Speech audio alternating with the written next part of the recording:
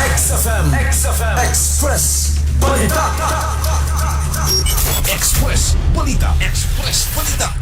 Andam lang mo serbisyo sa katawan alang sa kalinaw ang 550 ka mga KAFBU active auxiliaries kini human natapos ang 45 ka mga adlaw nga pagbansay ubos sa basic military trainings class 0 to calendar year 2026 nga gipigayon sa 10th Division Training School Camp General Manuel T. Yan Sr. niadto Agosto 14, 2026 gihatagan og gibugaton ni Chief of Staff sa 10ID Colonel Silas Tras Montero atol sa seremonya nga ang kinaya disiplina, integridad og dedikasyon sa magserbisyo sa mga bag-ong migraduar sa ilang responsibilidad isip mga kaa sumala pa nga mga bag-ong nabansay nga mga kaa adunay dakong papel sa pagmintinar sa nakabot nga kalinaw og seguridad ngadto sa mga lugar nga kanhi apektado sa Communist Terrorist Group kon CTG isip mahinungdanong bahin sa Integrated Territorial Defense System dugang pa nga dakong tabang usab ang mga bag-ong kaa sa External Security Operation kon ESO lakip na sa mga misyon sa Humanitarian Assistance and Disaster Response og makatabang sa pagpanalipod sa teritoryo og dugang puwersa sa dibisyon sa pagtubag sa mga isyu sa seguridad og humanitarian nga mga panginahanglan samtang gipahinumduman ni 10 Infantry Aguila Division Commander Major General Alvin Luzon ang mga nasangpit nga ang disiplina, profesionalismo ug maayong relasyon tali sa katawan kinahanglan nga magpabiling pundasyon sa ilang pagserbisyo samtang nangandam sila sa pagserbisyo sa ilang tagsatagsa ka mga komunidad para malami ang ngisi magsanton vitamin C. Katropa mo sa balita sa Tagum City alang sa kayusang Pilipino para sa Pilipinas katropang Lar Sanyol XFM News.